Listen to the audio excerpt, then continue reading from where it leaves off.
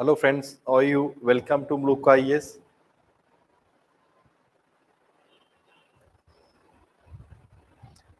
Today we would be discussing about answer writing. It is basically in the regard that this is the third question that we're taking up this third day for GS daily answer writing that we are doing it. Friends, जैसे आपको already पता है, very good evening to everyone. पता है यार यहाँ पे UPSC में one thing that is very very essential is that information that you have gained that has to be converted into knowledge. किसी भी टॉपिक के बारे में पता होना इज जस्ट वन एस्पेक्ट, हाँ उस टॉपिक के बारे में पता है, but that is not the only aspect that is basically required. You need to have multiple other things also in that regard for information. You have to write a proper introduction, proper body part has to be required, and proper conclusion has to be required. So multiple things they become important in this regard. जैसे आप UPSC की तैयारी कर रहे हो, multiple things are there important. You have to convert your information into a knowledge, and for that proper guidance is required. आपकी जब तैयारी कर रहे हो, आपकी तैयारी में फर्क, for example very simple question Aadhaar के बारे में, किसी चीज के बारे में, या फॉर एग्जाम्पल रिसेंटली जो किसान का बिल चल रहा है इनके बारे में, योर नॉलेज, जो बच्चे आईएसएससी की तैयारी कर रहे हैं, बैंकिंग की तैयारी कर रहे हैं, जो रास्ते में फिरते हुए लोग हैं, इनकी नॉलेज और आपकी knowledge, how you have to write an answer that has to be comparatively different. In that regard, what is important is guidance becomes important for answer writing, and we are here with the same perspective only. कि आपके पास जो guidance है that should be comparatively correct. In that regard, GS daily answer writing we are definitely doing, and one question that we are discussing per day that becomes very very important and essential for the reason that you need it to write to the point. Every answer has to be written to the point. GS ka I'm already taking up, history ka I'm already taking up, history as an optional subject I'm taking up. Along with this, from geography we are also being taken up by Vijay sir, and sociology we are also starting from Monday also we are starting it. At least for these subjects we are there to help you out. कि अगर कोई भी आपको ऐसे subjects में problem आ रही है, we are there to help in this regard. Along with this, जैसे आपको पहले ही बताया हुआ है, newspaper analysis class is basically being covered at 8 AM, और साथ में प्रीलिम्स के करंट अफेयर के prelims questions, important questions for 2021 we will also be starting it in a very short span of time. So multiple things are coming up in that regard कि आपको benefit किया जा सके. The question that we will be taking up right now in the context of daily answer writing for GS, the topic that is there is foreign investment and Vodafone case ruling. Very, very important from paper 3 point of view. And the question that is there, and from today we are adding a new feature. All the questions which are there, they will be, and the answer are not there only in English, but also in Hindi also. English और हिंदी दोनों में ही आपको answer करवाया जाएगा. It becomes important so that all the students who are there, they can be definitely benefiting. The question that is there is,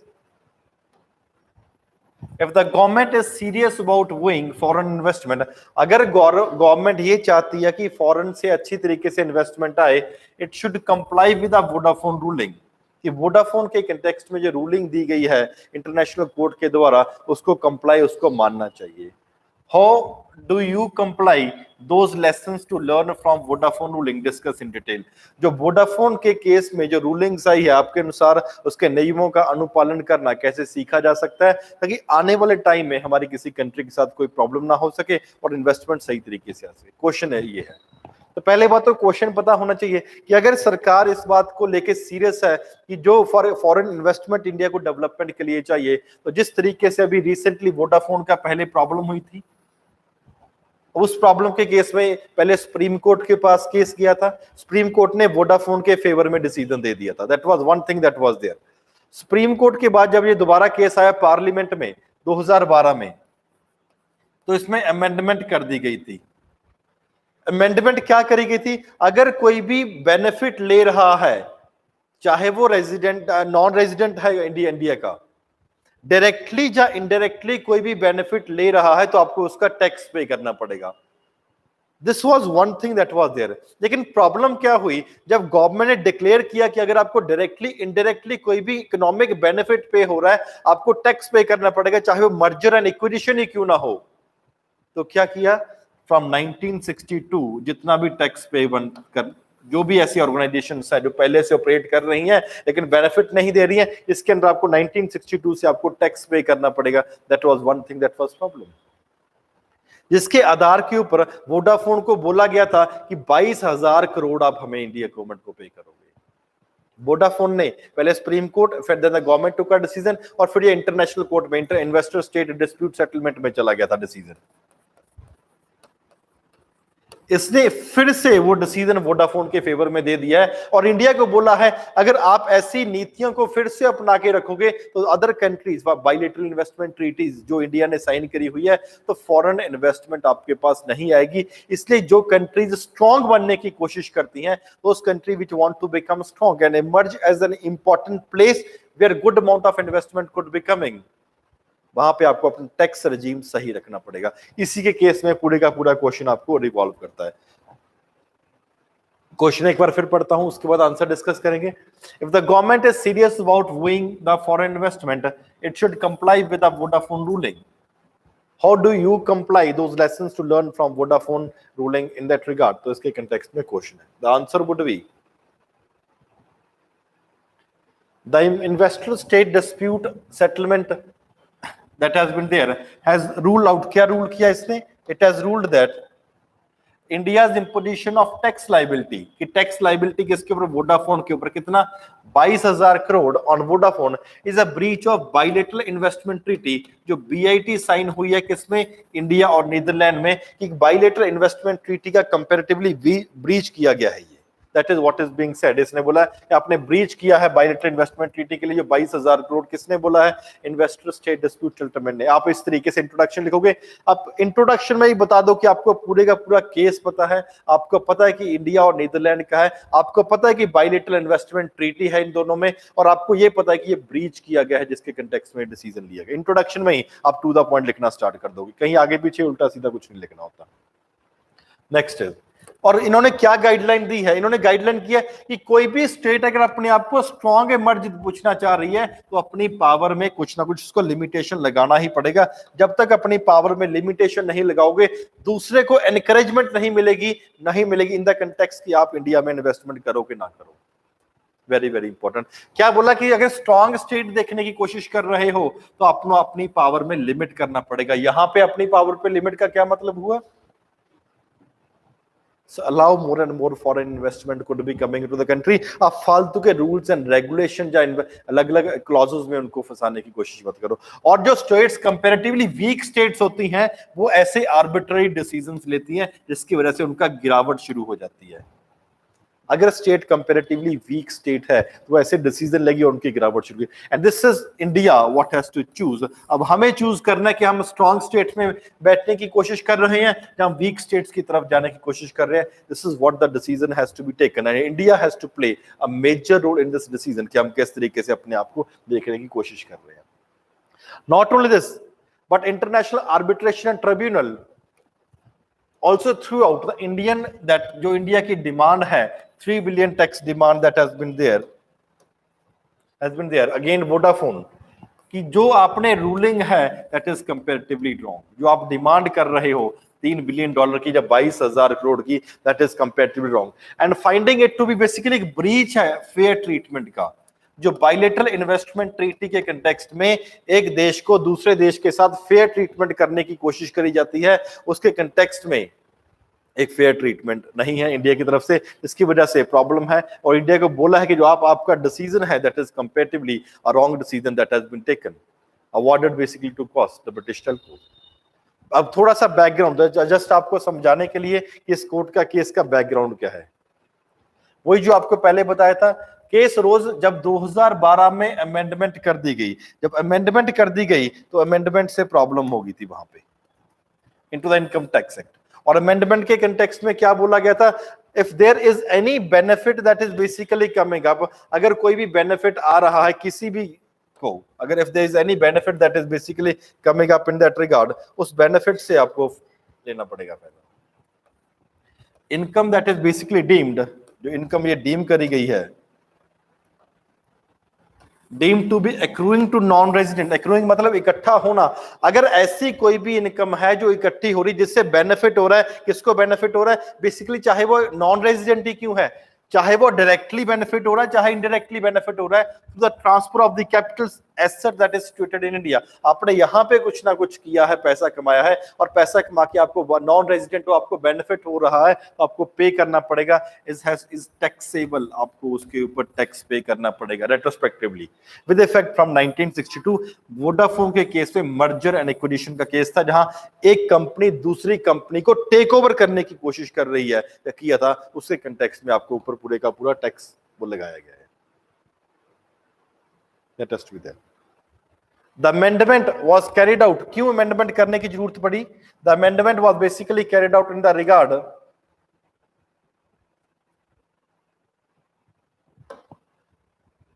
just hold on.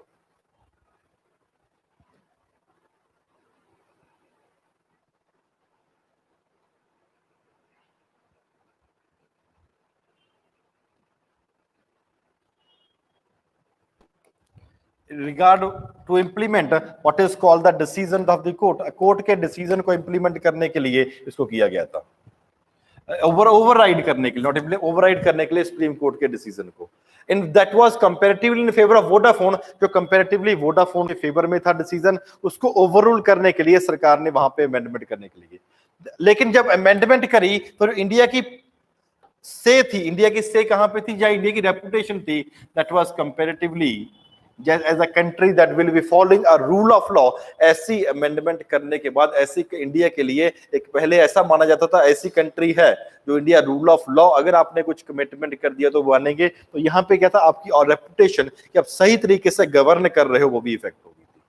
Not only this but the faith of the foreign investors that was also shaken, कि आप foreign से आके investment कर रहे हो India में, और with good faith आप इन्वेस्टमेंट करने की कोशिश कर रहे हो, और आप बाद में पहले आपके जब क्लॉज था तो आप टैक्सेशन के लायबिलिटी में नहीं आते थे, बाद में क्या बोल दिया, you also are liable to pay the taxes. आपको भी पुराने 1962 जाओ, उसके बाद जब से आप ऑपरेशन में है तब तक आप वहां पे टैक्स पे करोगे।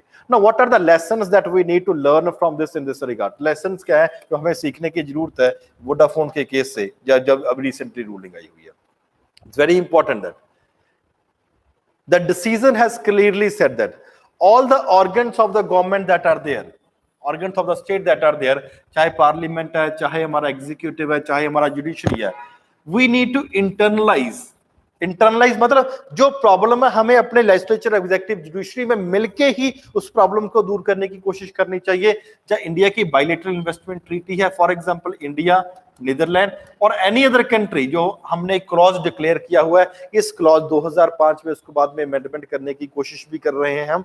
क्या है कि अगर हम एक कंट्री दूसरी कंट्री में इन्वेस्टमेंट करेगी, they would be getting the benefits। अगर internal, we have to internalize this cause कि जो भी problems है उसको overcome करना है, and other international obligation, law obligations also, not only bilateral investment treaty कि हम इनके साथ कैसे बेटर तरीके से डील करना है, but also in the regard कि जो भी और इंटरनेशनल ऑब्लिगेशन है इसको हम कैसे सही तरीके से इंप्लीमेंट कर सकते हैं, ताकि आने वाले टाइम में कोई दूसरी कंट्री या इंटरनेशनल लेवल पे इंडिया की कंपैरेटिवली बेइज्जती ना हो सके इन दैट रिगार्ड।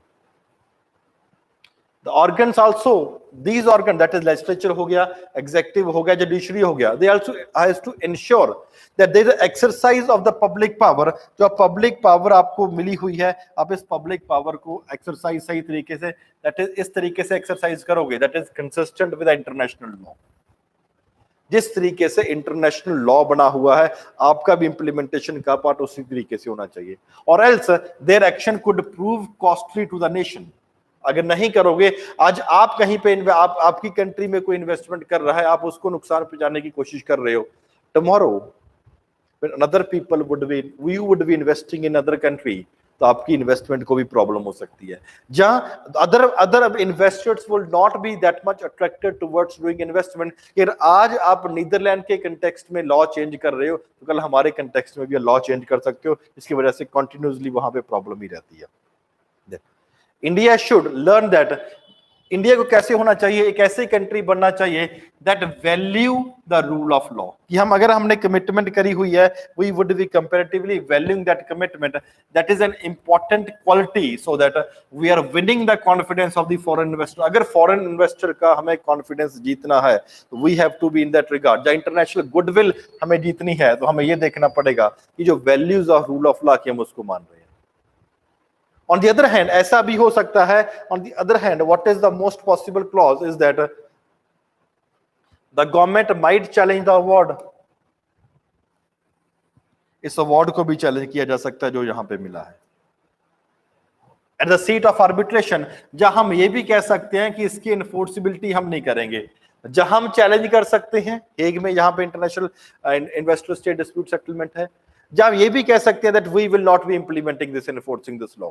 क्यों? बिकॉज ये this is violating our public policy. लेकिन अगर इन दोनों में से हम कुछ भी करते हैं, that will be again affecting what is called the image of India. क्यों? बिकॉज दूसरी कंट्रीज को ये लगेगा that India is not honouring it's commitment, कि जो इंटरनेशनल लेवल पे कमिटमेंट है, चाहे इन्वेस्टमेंट ट्रीटी के कंटेक्स्ट में है, चाहे कोई और एग्रीमेंट के कंटेक्स्ट में, हम उसको सही तरीके से इंप्लीमेंट नहीं करना चाहिए। नॉट ओनली दिस, एक तो ये प्रॉब्लम जो ऑलरेडी चल रही है, but also there could be another problem in other areas also. For example, जहां पे और डिस्प्यूट्स हमारे चल रहे हैं, चाहे केन्स एनर्जी के कंटेक्स्ट में हो गया, चाहे वेदांता के कंटेक्स्ट में हो गया, where the imposition of taxes is still going on, the claims are also there. International investor state dispute settlement के कंटेक्स्ट में और भी क्लेम्स चल रहे हैं। तो अगर हम कुछ उल्टा डिसीजन लेते हैं, that will also go against this. ऐसा भी हो सकता है that India might use this decision, की जो इंडिया के खिलाफ डिसीजन आया है, to further harden its stand, antagonistic stand against ISDS और BATs, कि हम नहीं मानते जो हमने पहले इंटरनेशनल कमिटमेंट्स, इंटरनेशनल डिस्प्यूट्स करे हुए हैं। On the other hand, the unilateral terminated almost all the VAT, जितना भी bilateral investment treaties हो गई हैं, कि हमने यूनिलेटरल अपने आप ही उसको टर्मिनेट किया हुआ है with a foreign investor. Therefore जैसे ही हमें लगा कि फॉर एग्जांपल आज इंडिया और नीदरलैंड के कंटेक्स्ट में प्रॉब्लम हो रही है, कल इंडिया और ब्रिटेन के कंटेक्स्ट में होगा, परसों इंडिया और किसी XYZ कंट्री के कंटेक्स्ट में हो जाएगा। अगर हमें लगा यार ये प्रॉब्लम हो रही है, तो इंडिया ने क्या किया, यूनिलेटरली हम जो भी टर्मिनेट करने लग गए all the investment that were signed between India and other countries. क्यों? Because every country was trying to sue India कि आप कैसे न कैसे करके।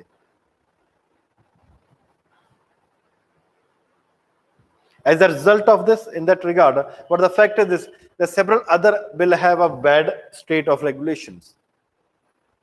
Several other will be there, कि अगर ऐसा होने लगा कि आज इंडिया कर रहा है, tomorrow another nation would be doing, that will be affecting the interest of one nation or the other hand also.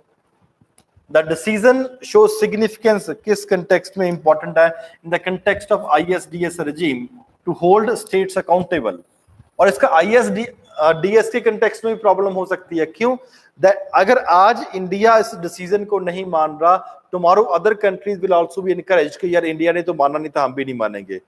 And therefore at the international level and following the international law to hold one country accountable in any case, आज India है, कल दूसरी country भी उसको decision को implement नहीं करेगी, and therefore it will become difficult to hold any state accountable in this regard. Therefore the case is basically a reminder that the ISDS regime can play an important role in fostering the international rule of law।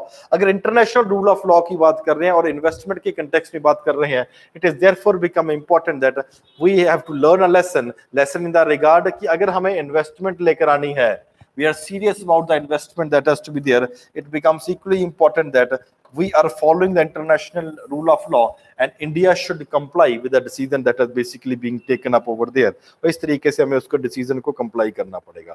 तो if you right these things, इस तरीके से अपने answers लिखोगे, that definitely there are chances that you will be getting great marks। नहीं तो problem हो जाती है। It's very easy in the regard कि अगर इस तरीके से डिसीजन से इस ऐसे आंसर लिखोगे, कंपैरेटिवली आपको एक पॉसिबिलिटी हो जाएगी that you are getting good marks.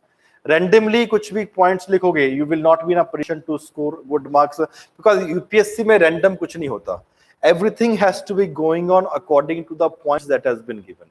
और जो यूपीएससी का पेपर एवेल्युएट कर रहा है, जो एवेल्युएट कर रहे हैं, उसके पास भी आपके मॉडल आंसर होंगे, and model answer will be helpful for him basically in the regard कि आपको एक रैंडमली तरीके से पेपर ना चेक करें। Therefore, it is very much important कि जो क्वेश्चन करवाए जा रहे हैं, definitely try to read the answers, model answer that is being posted on the Telegram group. Telegram group है मलुका सर के नाम से, मलुका IAS के नाम से, तो आप इसको ज्वाइन कर सकते हैं। Okay, friends, thank you very much. And at 5 p.m. I would be taking up another class. Do join for that history class also. Thank you very much.